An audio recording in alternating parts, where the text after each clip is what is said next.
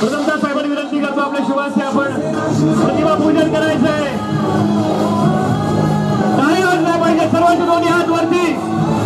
छत्रपती शिवाजी महाराज की आदरणीय आदित्य साहेब तुम आगे बढ़ो। शहर प्रमुख ॲडव्होकेट सचिनजी भोसले, सन्माननीय गौतमजी साबुसवार, सुरपाताई उबाळे, एकनाथदादा पवार, आमचे सन्माननीय केतनजी पवार, आमदार सचिन भाऊ अहिर। छत्रपती शिवाजी महाराज की, धर्मवीर छत्रपती संभाजी महाराज की।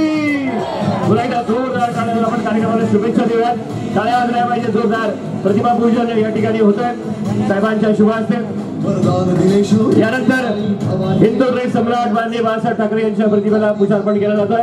पुन्हा एकदा आपण मोठ्या नावाने सरसेनापती हिंदुत्व सम्राट माननीय बाळासाहेब हा भव्य असा पुष्पहार देऊन साहेबांचं या ठिकाणी स्वागत होतंय। टाळ्या वाजल्या पाहिजे जोरदार। पुन्हा एकदा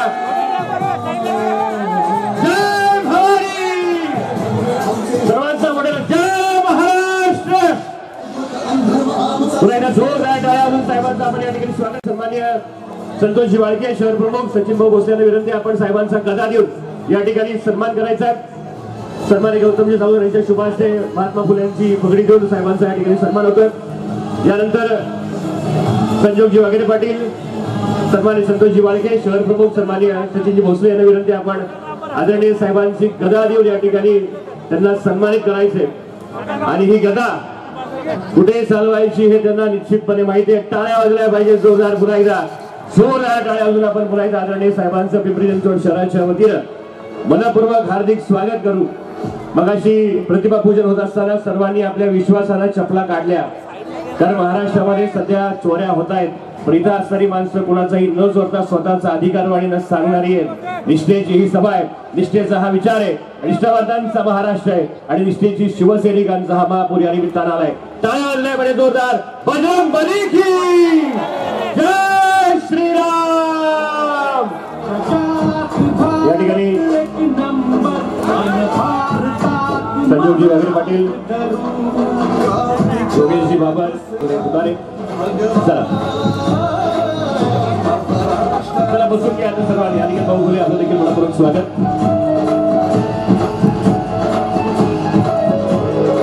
मी विनंती करतो कृपया आता आणि आदित्य साहेबांनी या ठिकाणी शस्त्र दिलं जात आहे। छत्रपती शिवरायांनी स्वराज्य उभारण्यासाठी कुलस्वामिनी तुळजाभवानीच्या आशीर्वादाने ज्यांनी स्वराज्याचं स्वप्न साक्षात उतरवलं असे छत्रपती शिवाजी महाराज, भारतरत्न डॉक्टर बाबासाहेब आंबेडकर, महात्मा ज्योतिबा फुले, अण्णाभाऊ साठे आणि या महाराष्ट्राच्या पावनभूमीवरती जन्मलेल्या सर्व महापुरुषांना प्रथमतः या ठिकाणी त्रिवार अभिवादन करतो। वंदनीय हिंदू हृदय सम्राट बाळासाहेब आणि आदरणीय आदित्य साहेब यांना मानाचा मुद्रा। खरं वास्तविक पाहता या पिंपरी चिंचवड शहरामध्ये गेल्या अनेक वर्षापासून जे काम सामाजिक क्षेत्रामध्ये असेल किंवा राजकीय क्षेत्रामध्ये असेल तर अशा विविध क्षेत्रामध्ये काम करत असताना आलेला हा वेगवेगळा अनुभव आज आपण या ठिकाणी जमलेल्या या युवकांच्या माध्यमातून असेल, आमच्या माता भगिनींच्या माध्यमातून असेल तर हा अतिशय उत्साहाचं वातावरण या ठिकाणी आदित्य जे आज पिंपरी चिंचवड शहरामध्ये आपण पाहिलं असेल की तळेगाव पासून किंबहुना लोणावळा पासून आपलं जे स्वागत होत आहे आणि या स्वागताच्या माध्यमातून जर आपण पाहिलं तर युवकांमध्ये अतिशय एक नवीन ऊर्जा निर्माण झाली आणि या पिंपरी चिंचवड शहरामध्ये देखील नवीन तरुणांना, युवकांना तुमच्या माध्यमातून एक ऊर्जा निर्माण झालेली आहे आणि ही ऊर्जा घेऊन येणाऱ्या काळामध्ये निश्चितच आपण जी जबाबदारी मावळ लोकसभा मतदारसंघाचा संघटक म्हणून जी मला दिली आणि ती निश्चितच चांगल्या पद्धतीने पार पाडेल आणि येत्या काळामध्ये मग मावळ असेल किंबहुना विधानसभा असेल किंबहुना महानगरपालिका असेल तर ह्याच्यामध्ये भगवा फडकल्याशिवाय राहणार नाही याची ग्वाही या निमित्तानं मी आपल्याला देतो। आणि इथून पुढच्या काळामध्ये हा जो काही या शहरामध्ये चाललेला जो भ्रष्टाचार आहे चाललेलं जे काही वेगवेगळ्या पद्धतीनं टेंडरच्या माध्यमातून काही भ्रष्टाचार चालू आहे, याला रोखण्याचं काम निश्चितपणे इथून पुढच्या काळामध्ये माझ्यासारखा कार्यकर्ता आणि आमचे सर्व शिवसैनिकांच्या माध्यमातून या ठिकाणी केलं जाईल. मी अधिक न बोलता आपलं पिंपरी चिंचवड शहरामध्ये मी मनापासून स्वागत करतो आणि आपण आल्यामुळे एक चैतन्य निर्माण झालेली आहे आणि ही नवीन चैतन्य पुढे घेऊन जाण्याच्या दृष्टिकोनातून आपल्या सहकार्याची अपेक्षा या निमित्तानं व्यक्त करतो. आपला पिंपरी चिंचवड शहरामध्ये स्वागत करतो आणि या ठिकाणी थांबतो. जय हिंद, जय महाराष्ट्र. अभिवादन करून हिंदू हृदय सम्राट शिवसेना प्रमुख यांना स्मरण करून परमपूज्य भारतरत्न डॉक्टर बाबासाहेब आंबेडकरांनाही अभिवादन करून आजच्या या समारंभाचे प्रमुख वक्ते ज्यांच्या पुढाकाराने निवळ आपल्या या भागात नाही पण राज्यभरामध्ये एक खऱ्या अर्थाने एक निष्ठा यात्राच्या माध्यमातून आणि न्याय हक्कासाठी ज्यांनी ही संकल्पना निर्माण केली असे तुम्हा आपल्या सर्वांचे नेते आदरणीय युवासेना प्रमुख माननीय आदित्य ठाकरे साहेब, मंचावर उपस्थित असलेले ज्यांचा नुकताच मार्गदर्शन झालं असे संजोग वागेरे पाटीलजी, माझे सहकारी ॲडव्होकेट सचिन भोसलेजी, माजी आमदार आदरणीय चाबूस पवारजी, युवकांचे अध्यक्ष आदरणीय चेतन पवारजी, मुंबईवर आलेले आमचे सर्व सहकारी युवा सेनेचे सर्व सन्मान्य पदाधिकारी अंकित प्रभूजी, पवन जाधवजी, रौनकजी, विशेषतः आपल्या पक्षामध्ये नवीन होऊन चैतन्य देण्याचं काम ज्यांनी केलं असे जिल्ह्याचे संघटक एकनाथ पवारजी, उबाळेताई, आदरणीय व्यासपीठ बाबासाहेब पण आहेत, इकडे गोविंद गोळवेजी पण आहेत, इतर सर्व मान्यवर आहेत, कागरेजी आपण पण आज सर्व नगरसेवक आहेत, माननीय जिल्हे आणि तालुक्यातील पदाधिकारी, उपस्थित असलेले तमाम शिवसैनिक बंधू भगिनी, मानव तरुण सहकारी मित्रांनो, खरं तर आजचा हा दिवस पिंपरी चिंचवडसाठी उद्या होऊ घातलेला जो आनंद उत्सव जो अयोध्यामध्ये निर्माण करण्याचं काम आपण करतोय त्याचा एक प्रतीक म्हणून हा एक मोठा उत्सवाचा एक क्षण आहे. आणि म्हणून आपण बघू शकतो की एका बाजूला आपला भगवा हा मशाल घेऊन राहण्याचं काम केलेलं आहे, पण दुसऱ्या बाजूला प्रभू रामजींचा देखील चैतन्य निर्माण करणारा त्वेज आणि तेज असलेला ध्वज देखील आपल्या समोर आज उभा राहताना आपल्याला पाहायला मिळतोय. आणि म्हणून हे दोन आनंदाचे क्षण आपल्या जीवनामध्ये की एक प्रवाहामध्ये जात असताना एक नवीन अध्यायाला सुरुवात करण्याचं काम अयोध्यामध्ये होत आहे. अर्थात त्यात अनेक शंका असतील, अनेक कुशंका असतील, अनेकांच्या मनामध्ये वेगवेगळ्या भावना असू शकतात, त्या भावना असू शकतात, पण हा सर्व जरी एके बाजूला असला तरी देखील हा उत्सव आहे हे कोणी आपण नकारू शकणार नाही. आणि आपल्याला तर यापेक्षा सर्वात जास्त आनंद आहे की ज्यावेळी हिंदू हृदय सम्राट शिवसेना प्रमुख स्वर्गीय बाळासाहेब ठाकरे साहेबांनी ज्यावेळी कोणीही देखील बाबरी मस्जिद बद्दल बोलायला तयार होत नव्हता त्यावेळी त्यांनी छाती ठोकून सांगितलं की जर माझ्या या लोकांनी केलं असेल तर मला या गोष्टीचा आनंद नाही तर अभिमान आहे हे सांगण्याची भूमिका त्या काळामध्ये त्यांनी घेण्याचं काम केलं.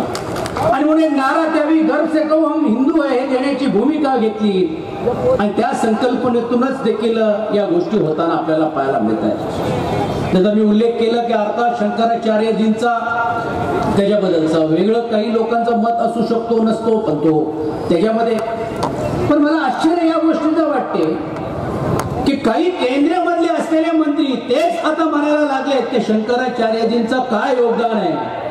अरे बालिशा, केंद्र सरकारमध्ये तुम्ही मंत्रिमंडळामध्ये असताना जर आज शंकराचार्याचा या देशामध्ये या पृथ्वीमध्ये काय योगदान आहे असं जर म्हणण्याचा तुम्ही जर पाप करणार असाल तर ही जनता ही खऱ्या अर्थाने तुम्हाला कधीही क्षमा करणार नाही.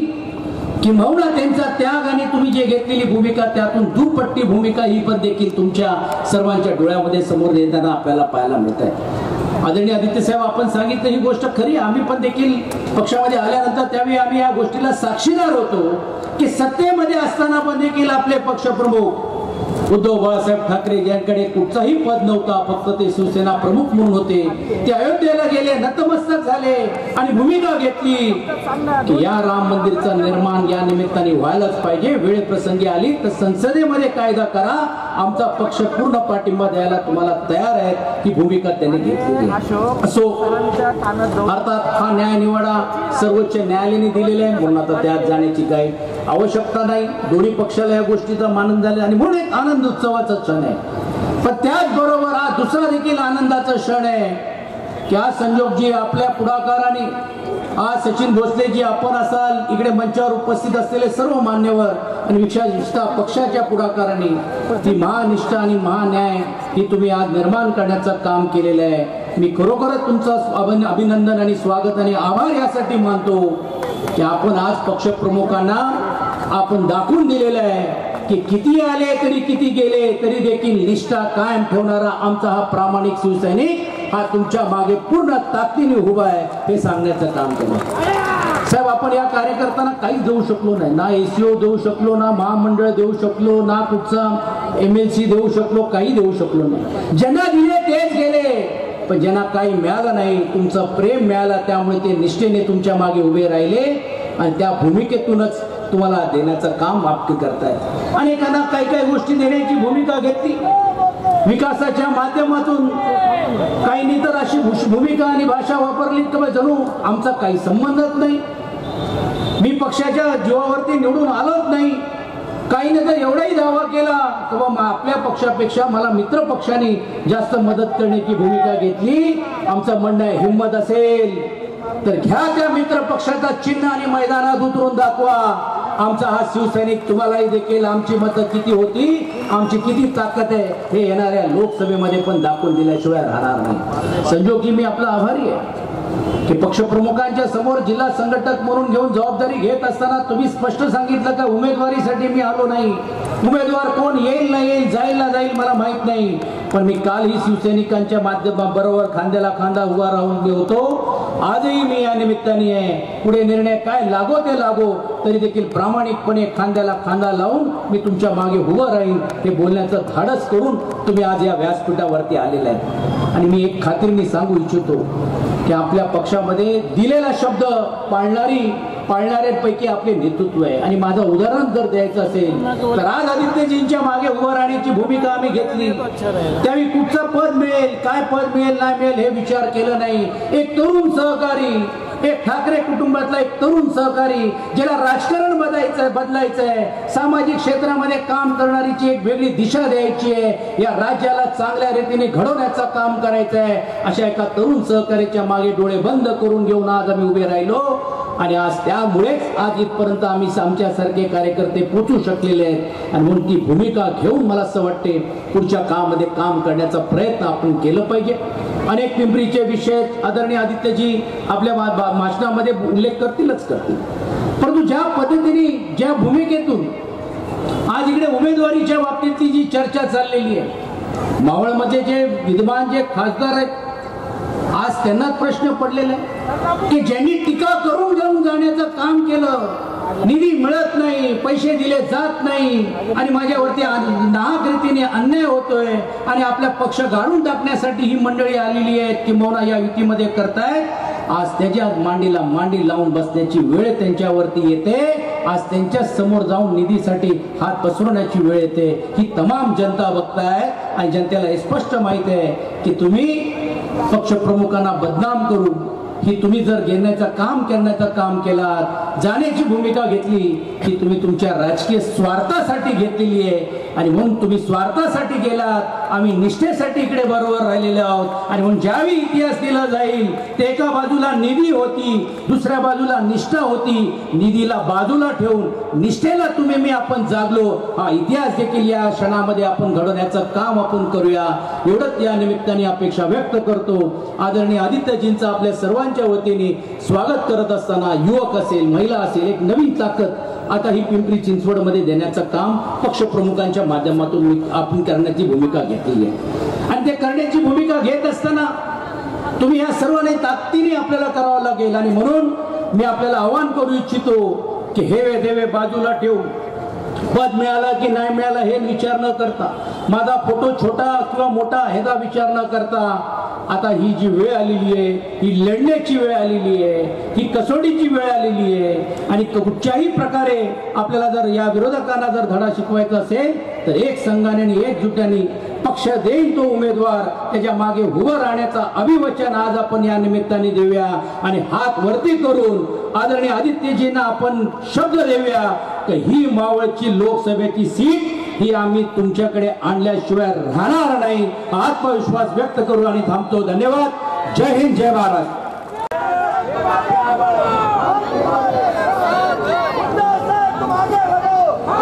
मला माहिती दुपारचं ऊन चढत चाललेलं आहे, तापमान वाढत चाललेलं आहे आणि राजकीय तापमान देखील गरम झालेलं आहे. आता येताना जेवढे आपण इथे सगळे मला भेटायला, मला आशीर्वाद द्यायला जमलेले आहात, 2-3 ठिकाणी आम्हाला संजोगजींनी सांगितलं होतं की जरा थांबायला लागेल, स्वागत घ्यायची आहे. पण ती स्वागत एवढी मोठी होती, एवढी गर्दी होती की जणू काय तिथे देखील आपली एक चौकसभा होती की काय एवढं प्रेम आज मला पिंपरी चिंचवडमध्ये दिसायला मिळतं. भीती नुसतं त्या जेसीबीची वाटते जेव्हा फुलं असतात त्याच्यात तेव्हा, तर गाडी मी थोडी पुढे न्यायचो कारण त्या जेसीबीच उलटा होतो की काय बघायला लागतं. खेकडे राजकारणात खूप असतात पण हे प्रेमाचा जेसीबी आहे. नाही ऐकून नाही आलं. आज आनंद या गोष्टीचा देखील आहे की जेवढे इथे पुरुष दिसत आहेत तेवढे महिला देखील दिसत आहेत मला. आणि ही शक्ती खूप महत्वाची असते, हे आशीर्वाद खूप महत्वाचे असतात. आपण सर्व एका जिद्दीने एकत्र आलेलो आहोत, एका ताकदीने एकत्र आलेलो आहोत. ना हातात आपल्या खोके आहेत, हे काय लिहिलं, ईव्हीएम हटाव देश बचाव. मी म्हणेन पहिलं खोके सरकार हटाव आणि महाराष्ट्र बचाव. बसून घ्या दादा, बसून घ्या, बसा बसा, आपला मेसेज पोहोचला. पण आज एका वेगळ्या जिद्दीने आलं. ह्या गद्दारांसारखं आपण वेगळा कब्जा करून बसलेलो नाही खुर्चीवर. ह्या गद्दारांसारखे आपल्या हातात खोके नाही आहेत, या गद्दारांसारखे आपल्या हातात, आपल्या हृदयात मस्ती नाही आहे, आपल्या डोक्यात माज नाही आहे.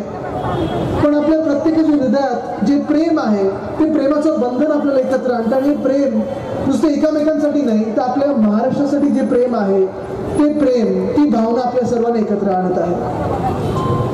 आज आपण पाहत आहोत गेले 2 वर्ष एक अवकाळी सरकार आपल्या डोक्यावर बसवलं गेलं आहे. आणि अवकाळी सरकार जे होतं खरं तर चांगलं चाललेलं, आपलं जे महाविकास आघाडीचं सरकार होतं ते सरकारने गद्दारी करून बाजूला पाडलं आणि अवकाळी खोके सरकार आपल्या डोक्यावर बसवलं. नाही ऐकून आलं परत काय बघा, इथे प्रचाराची गरजच नाहीये.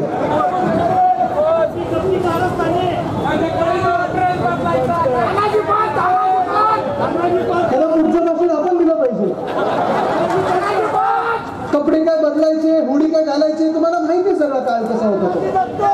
पण तुम्ही मला सांगा, जे भाजप प्रणित खोके सरकार बसलेलं आहे मिंदेंचं, 2 पक्ष फोडले, एक परिवार फोडला, खोके सरकार डोक्यावर बसवलं.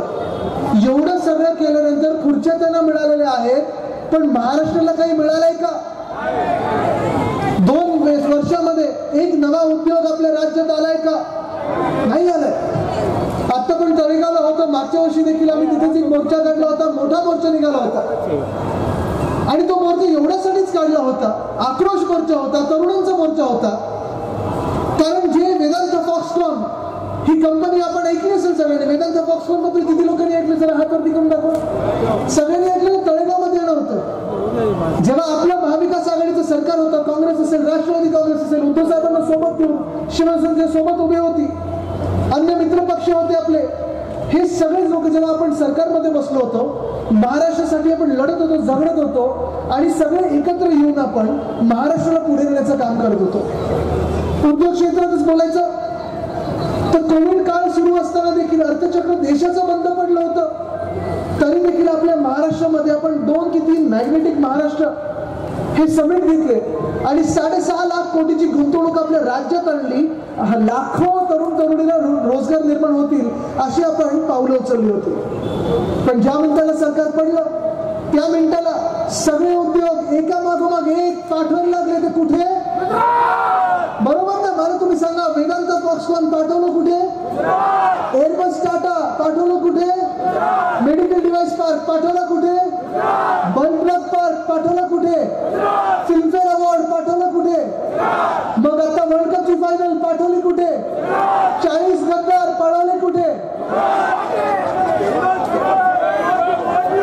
तळ्यात सगळं का होत आहे?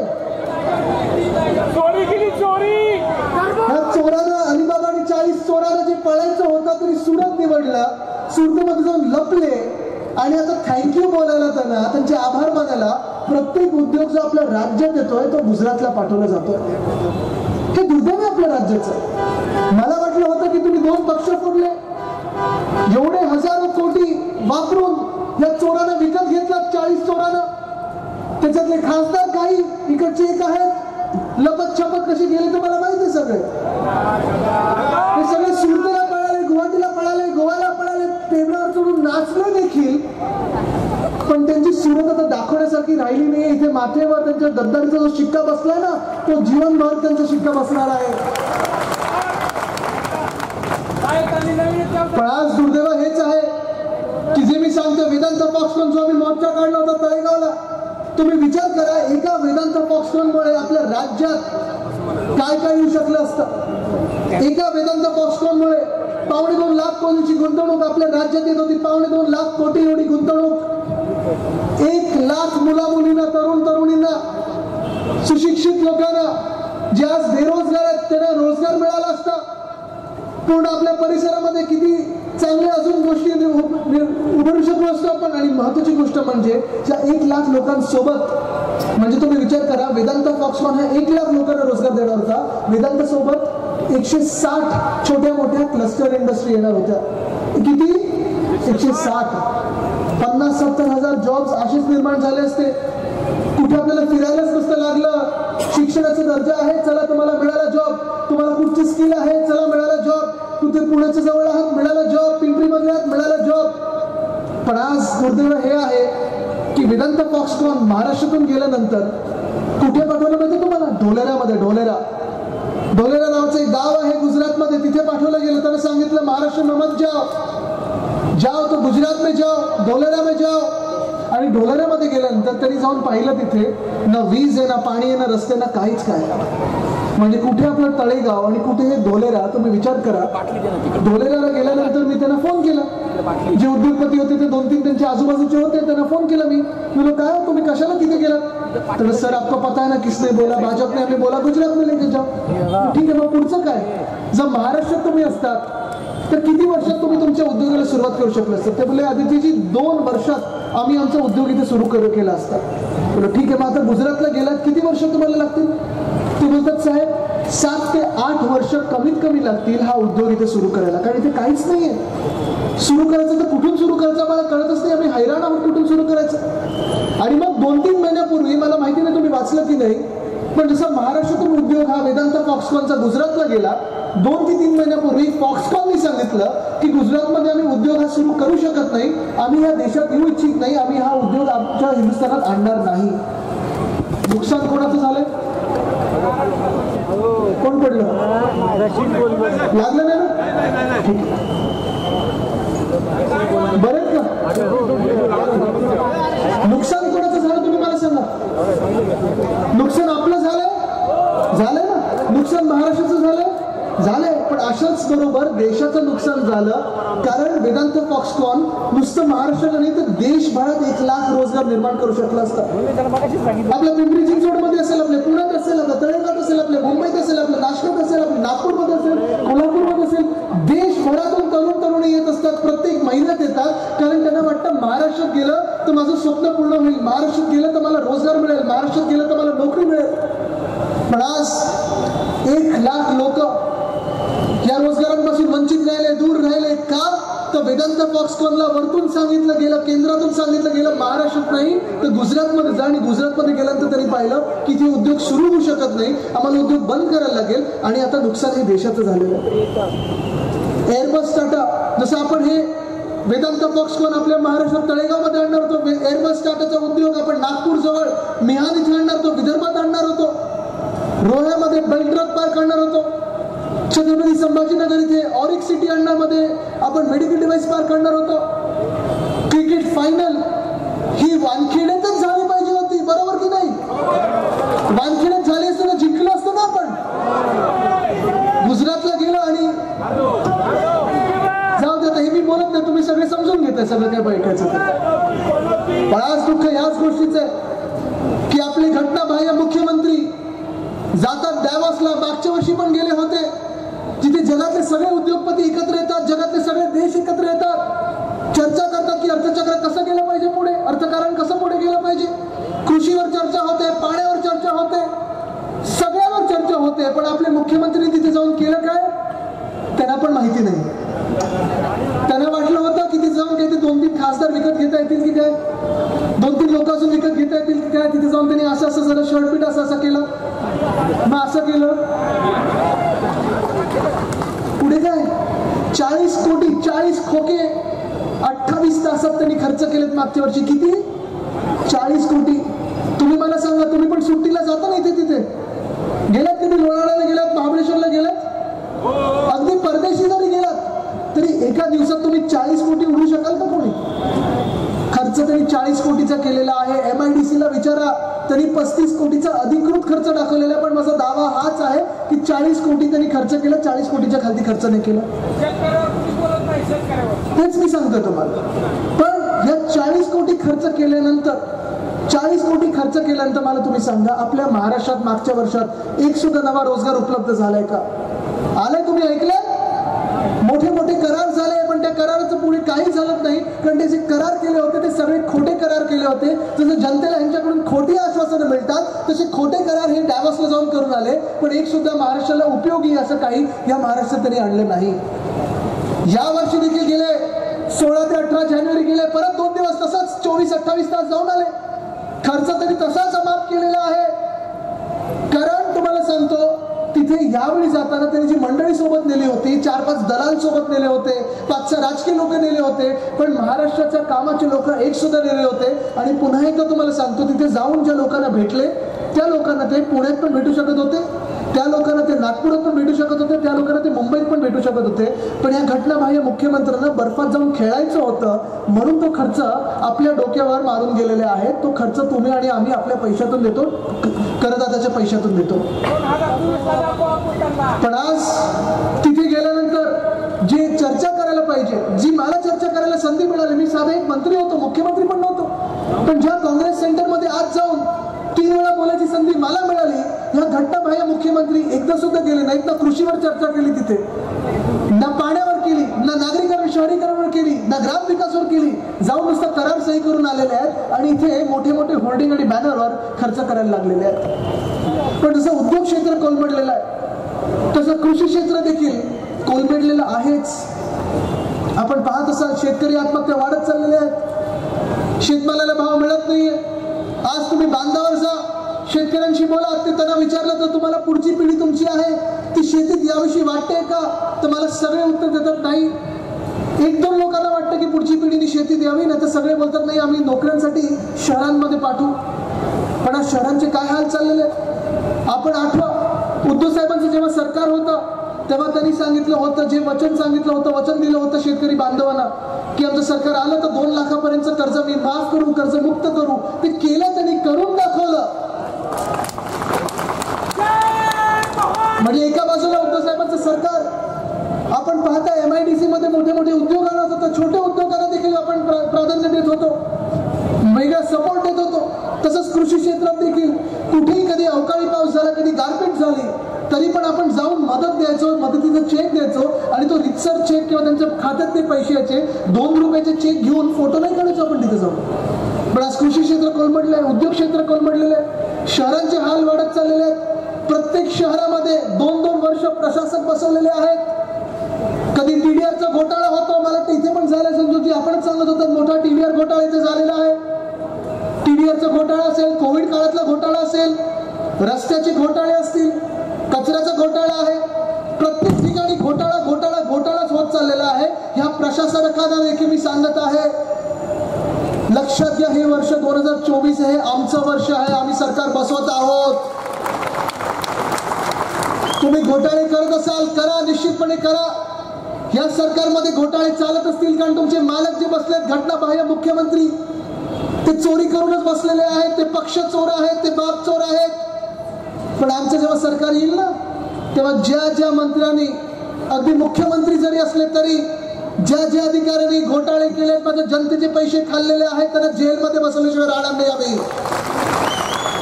जेलमध्ये बसून पैसे मोजायला लावू आणि पुन्हा एकदा सरकारच्या तिजोरीत द्यायला लावू. कारण आमचं सरकार आहे ते खरं हिंदुत्ववादी सरकार आहे आणि आमचं हिंदुत्व हे स्पष्ट आहे. आमच्या हिंदुत्वामध्ये एकच ओळ फार महत्वाची आहे, रघुकुल रीत सदा चली आए, प्राण जाय पर वचन न जाय. जी जी वचनं देतो ती पूर्ण करणं गरजेची असतं. जसं मी सांगितलं, उद्धव साहेबांचं पहिलं वचन होतं की कर्जमुक्ती करू, ती करून दाखवली. उद्धव साहेबांनी सांगितलं होतं, प्रत्येक शेतकरी बांधवाला सांगितलं होतं, जर तुम्हाला कधी वाटलं की तुमच्या परिवारासारखं कोणी नाहीये तर माझा भाऊ म्हणून तुम्ही मला समजा. तसंच मंत्र्यांत उद्धव साहेब जेव्हा असायचे, मुख्यमंत्री म्हणून बसले होते, प्रत्येक बांधवाचं शेतकऱ्याला वाटायचं की माझा भाऊ हा मुख्यमंत्री आहे, कुटुंब प्रमुख हा मुख्यमंत्री आहे. आपल्याला आठवत असेल, कोविड काळात असेल किंवा अन्य काळात असेल, महिलांचा सन्मान हा सर्वोच्च असायला पाहिजे, सर्वप्रथम असायला पाहिजे. आजचं मंत्रिमंडळ बघा, जे कोणी शिवीगाळ महिलांना करत असतात, महिलांवर अत्याचार करतात, सगळे आरोप घेऊन बसलेले आहेत त्या मंत्रिमंडळात. पण मुख्यमंत्र्यांना हिंमत नाहीये त्या माणसाला सांगायला गेट आउट म्हणून सांगायची. आज आपलं राज्य चाललंय कुठे?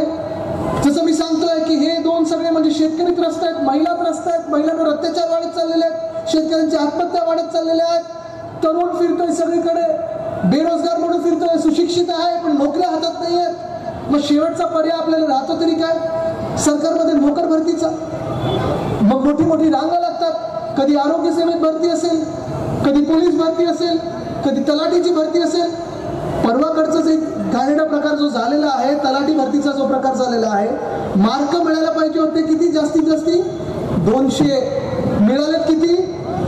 225. म्हणजे प्रकार असंच झाला ना की जे मुख्यमंत्र्यांना एक खातं सांभाळता येत नाही त्यांना मुख्यमंत्री बनवलं आणि मग चालू. कसं सरकार चालतं? आज दुर्दैव हेच आहे की जी बिचारी मुलं आंदोलनात बसतात, परीक्षा एकदा द्यायला, ते सगळं झाल्यानंतर परीक्षा द्यायला मिळतं, त्याच्यात घोटाळा होतो, गपला होतो, पेपर फोडला जातो, पेपर फुटला जातो. मी आज ते घटनाबाह्य मुख्यमंत्र्यांना इथून विनंती करत आहे की बोला, सांगत आहे, चला हिंमत असेल ना, एक तरी निर्णय हा महाराष्ट्रासाठी घ्या की जसं राजस्थानमध्ये, जसं उत्तराखंडमध्ये आहे, तसं जो कोणी पेपर फोडेल त्याला जन्मठेपी झालीच पाहिजे, हा निर्णय घ्या. कमीत कमी 10 कोटीचा दंड लावा, फाशी दिली तरी चालेल, पण जो व्यक्ती, जो माणूस माझ्या तरुण तरुणींचे आयुष्य बर्बाद करत आहे त्याला फासावर चढवलं तरी चालेल, पण तो परत सुट्टा कामा नाही. परवाकडेच मी ऐकत होतो की एक व्यक्ती अशी ज्याने 3दा पेपर फोडलेले आहेत, 3दा पेपरला बसलेला आहे, कारण अटक होते जामीन होते, अटक होते जामीन होते, परत पेपर फोडतो. जाणार कुठे ही सगळे मुलं? म्हणजे आपण शेतकरी म्हणून आपलं काही चांगलं चाललेलं नाहीये. नोकरी पाहिजे ते आपल्याला प्रायव्हेट सेक्टरमध्ये नोकरी मिळत नाही, नवीन उद्योगधंदा आपल्या राज्यात येत नाही, नोकर भरतीमध्ये सगळं काही आपण उन्हातानात पाहतोय, आपण भूक ताण सगळी विसरून कधी फिजिकल एक्झाम देतो, कधी रिटन एक्झाम देतो, हे सगळं करून जेव्हा तुम्ही अधिकारी बनता, आज दुर्दैव ह्या राज्याचं असं झालेलं आहे की प्रत्येक जिल्ह्यामध्ये, प्रत्येक शहरामध्ये, प्रत्येक गावामध्ये बदली पोस्टिंगसाठी देखील हे गद्दार 40 चोर हे तुम्हाला पैसे मागत आहेत, बोली लावली जात आहे. SP बनायचं, DSP बनायचं, CP बनायचं, MC बनायचं, AMC बनायचं, ह्याला बोली लावली जाते. तुम्ही अधिकाऱ्यांकडून पैसे मागताय, जनतेचे पैसे ओरबाडताय, महाराष्ट्राला लुटताय आणि हे सगळं करून सगळे उद्योगधंदे जे आहेत ते गुजरातला पाठवतात. गुजरातला सगळं जाण्याची माझं दुःख नाहीये, प्रत्येक राज्यात जे काही त्यांच्या हक्काचं ते गेलंच पाहिजे, ही माझी भूमिका असते. आसामला आसामचं मिळालं पाहिजे, मणिपूरला मणिपूरचं मिळालं पाहिजे, केरळात जे येणार आहे ते केरळाला जायला पाहिजे. पण जे माझ्या महाराष्ट्रात 100% येणार होता तो घास आमच्या हातातला खेचून जेव्हा गुजरातला देताना तिथे मला राग येतो. आज जो काही आपण महाराष्ट्र म्हणून अन्याय सहन करत आलेलो आहे, कुठे ना कुठे तो थांबलाच पाहिजे, हा निर्धार आपण आता केला पाहिजे. गेले 2 वर्ष आपण पाहतोय ह्या गद्दार सरकारमध्ये एकतर आपण पाहत आलेलो आहात संविधानाला बाजूला ठेवलेले जे डॉक्टर बाबासाहेब आंबेडकरांनी संविधान आपल्याला दिलेलं आहे, आपल्या देशाला लिहून दिलेलं संविधान आहे. आपण सगळे आंबेडकर प्रेमी जनता आहोत ना. संविधान आपण सगळे मानतो ना. मंत्री म्हणून आपण असाल, आमदार म्हणून असाल, आपण संविधानाची शपथ घेतो. तसा हा देश संविधानाप्रमाणे चालतो. पण जे राहुल नार्वेकर अध्यक्ष आहेत ट्रायब्युनल म्हणून त्यांनी जो निर्णय दिलेला आहे, निकाल दिलेला आहे, तो डॉक्टर आंबेडकरांचा नाही, डॉक्टर बाबासाहेब आंबेडकरांचं संविधान नाही, तर भाजपचं संविधान पाळणारा निकाल आहे. ही धोक्याची घंटा आहे. धोक्याची घंटा लक्षात घ्या. आज न्याय जो आम्ही मागत आहोत, महान्याय, महानिष्ठा, निष्ठा ही आपली महाराष्ट्रासाठी, निष्ठा ही देशासाठी, देशाच्या संविधानासाठी, देशाच्या कायद्यासाठी, देश चालवणाऱ्या अधिकाऱ्यांसाठी, देशातल्या लोकांसाठी ही निष्ठा असायला पाहिजे. ही निष्ठा आपल्याला एकत्र आणते. पण न्याय, आपण अन्याय किती सहन करणार, तर न्याय मागण्याची वेळ आलेली आहे. किती अन्याय सहन करायचा आपण. जे काही आपल्या राज्यात चांगलं चाललेलं महाविकास आघाडी म्हणून सुवर्ण काळ आपण जो महाराष्ट्रासाठी आणत होतो, तुम्ही पहा कोविडच्या काळात देखील आपल्या धारावी मॉडेलचं असेल, मुंबई मॉडेलचं असेल, महाराष्ट्र मॉडेलचं असेल, उद्धव साहेबांचं असेल, कौतुक नुसतं राज्यात नाही, नुसतं देशात नाही, तर जगभरात जे होत होतं तसं कौतुक उत्तर प्रदेशचं झालं होतं, नव्हतं झालं. सुरतचं झालं होतं, नव्हतं झालं. अहमदाबादचं झालं होतं, नव्हतं झालं. कारण तिथे आकडे लपवले जात होते. पण आपण पूर्णपणे आपला विश्वास हा डॉक्टरवर ठेवलेला, पोलिसांवर ठेवलेला, नर्सेसवर ठेवलेला, आशा वर्करवर ठेवलेला, अंगणवाडी सेविकांवर ठेवलेला. कारण हा सगळा जो वर्ग आहे तो सगळ्यात महत्वाचा घटक आहे आपल्या आता समाजामध्ये. पण दुर्दैव असं आहे की जे आता आम्ही तळेगावमधून आलो तिथे देखील जनरल मोटर्सचे कामगार जवळपास 1 वर्ष झालं साखळी उपोषणाला बसलेले आहेत. पण सरकारमधलं कोणी त्यांच्याकडे गेलेलं नाहीये. सरकार नसताना हे सगळे गेले, सांगितलं की बिलकुल आम्ही तुम्हाला अमुक देऊ, तमुक देऊ, 2 दिवसात तुम्हाला ह्याच्यात जॉब देऊ. आता हुंडाई मोटर्स बरोबर तिथे करार झालेला आहे. त्या हुंडाई मोटर्स मध्ये या जनरल मोटर्सच्या कामगारांना तिथे घेतलं पाहिजे, ही माझी मागणी आहे. तसंच मी पाहत होतो कोल्हापूरमध्ये मला निवेदन मिळालं, अंगणवाडीच्या ज्या सगळ्या आपल्या महिला आहेत त्यांना देखील आश्वासन मिळालं होतं की आम्ही तुमचे सगळे वेतन वाढवून देऊ. आश्वासन मिळालं. 3 महिने झाले, शासन निर्णय नाही निघाला. आशा वर्कर्स आहेत, त्यांचे देखील प्रश्न आहेत. उद्धव साहेबांनी त्यांना सांगितलेलं आहे, आझाद मैदानला जाऊन सांगितलेलं आहे, आपलं सरकार येणार म्हणजे येणार आणि तुमच्या मागण्या आपण मार्गी लावणार म्हणजे लावणारच. तसंच ओल्ड पेन्शन, जुनी पेन्शन योजना आहे, हा देखील एक मोठा प्रश्न आहे. नागपूरला उद्धव साहेबांनी सांगितलेलं आहे. हे आता फसवी योजना ह्या खोके सरकारने दिलेली आहे. प्रत्येक ठिकाणी फसवतात. दहीहंडी मंडळापासून तुम्ही कोणी असाल, तुम्हाला फसवल्याशिवाय हे राहत नाही. तसं हे खोके सरकार, मेंदे सरकार आहे. पण उद्धव साहेबांचं जे सरकार पुन्हा एकदा येणार, आपलं सरकार जे पुन्हा एकदा येणार, महाविकास आघाडीचं सरकार जे पुन्हा एकदा येणार आहे, ह्या सगळ्या मागण्या जुन्या पेन्शनच्या असतील, आशा वर्करच्या असतील, अंगणवाडी सेविकाच्या असतील, आपण पूर्ण केल्याशिवाय राहणार नाही. आज हे वचन तुम्हाला मी द्यायला आलेलं आहे.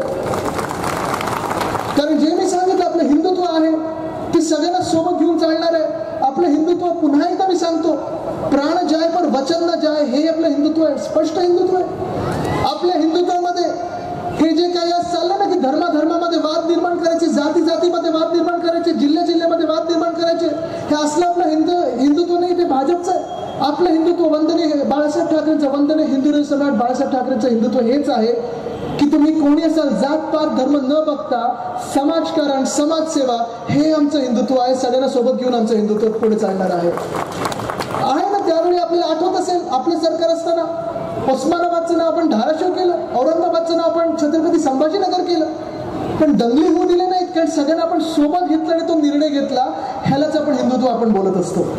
आपलं हिंदुत्व हे सगळ्यांना हिंदुत्व पुढे घेऊन चालणार आहे. मग प्रत्येक महिलेचा सन्मान करणारं हिंदुत्व आहे. पण भाजपचं हिंदुत्व बघा कसं आहे. बिल्किस बानोवर जो रेप झाला, त्या रेपिस्टना जन्मठेप झालेली, त्यांना जेलमधून बाहेर काढलं आणि हार घातले गेले, त्यांचं स्वागत केलं गेलं. हे आपलं हिंदुत्व असं नाही. जो कोणी रेप करतो त्याला फासावर चढवा. ती महिला भले कोणी कुठच्याही जातीची असेल, धर्माची असेल, महिलांचा सन्मान झालाच पाहिजे, हे आपलं हिंदुत्व आहे. आज आपण बघतोय की प्रत्येक समाज, एक प्रयत्न राजकारणी लोकांकडून होतो की समाजात जास्तीत जास्त विभागणी कशी होईल, विखुरला कसं जाईल. आपला मराठा समाज आहे, तो आंदोलन करतो आरक्षणासाठी. धनगर समाज आहे, ओबीसी समाज आहे. प्रत्येकाला वाटतं की आरक्षण मिळालं पाहिजे आणि मिळालंच पाहिजे. त्यांच्या हक्काचं, दुसऱ्याच्या कोणाच्या हक्काचं न घेता त्यांना आपण हक्क त्यांचे मिळवलेच पाहिजेत, हे आपलं हिंदुत्व आहे. पण आपलं हिंदुत्व हे देखील आहे की हृदयात राम आणि हाताला काम. कारण आरक्षण मिळाल्यानंतर आरक्षण मिळाल्यानंतर समाजात नोकऱ्या तरी पाहिजेत, रोजगार मिळाला पाहिजे. हृदयात राम आहे, नक्की आहे. पण तिथे जसं आपण दर्शन घेतो, तिथे त्या मंदिराला, अयोध्येला जसं जाणार आहोत आपण, तसं आपल्या इकडे प्रत्येकाचं घर चालवणं तरी की मंदिर पाहिजे. आणि ते मंदिर म्हणजे आपलं रोजगार असतं, ते आपण निर्माण करणं गरजेचं आहे. आणि म्हणून ही सगळी भावना घेऊन पुढे जात असताना, हा निर्धार करून पुढे घेऊन जात असताना मला तुमच्याकडून एकच पाहिजे की आता आपण अन्याय सहन करायचं नाही, आता यांच्या भूलथापांना आपण बळी पडायचं नाही. हे प्रयत्न पूर्ण करणार आहेत. पुढच्या 2 महिन्यामध्ये लोकसभा निवडणुका असतील, कदाचित विधानसभेच्या देखील निवडणुका लागतील, की आपण समाजामध्ये विखुरले जाणार आहोत का? जिल्ह्यामध्ये भांडणं लावतील, आपण भांडणार आहात का? जातीमध्ये विभागणी करणार, तुम्ही विभागले जाणार आहात का? धर्मामध्ये वाद निर्माण करण्याचा प्रयत्न करणार, आपण भांडणार आहोत का? पण जर आपण भांडलो तर खोके सरकार पुन्हा एकदा डोक्यावर बसेल आणि अहमदाबाद मधून चालायला लागेल. पण जर आपण एकत्र आलो, जर आपण महाराष्ट्र म्हणून जातपात धर्म सगळ्या बाजूला ठेवून महाराष्ट्र धर्म म्हणून एकत्र आलो, तर कितीही मोठा दिल्लीश्वर असू दे, कितीही मोठी महाशक्ती असू दे, महाराष्ट्र त्याला आडवं केल्याशिवाय राहणार नाही. ही शपथ शिवरायांच्या चरणी घेऊन आपण पुढे निघूया. धन्यवाद. जय हिंद, जय महाराष्ट्र, वंदे मातरम.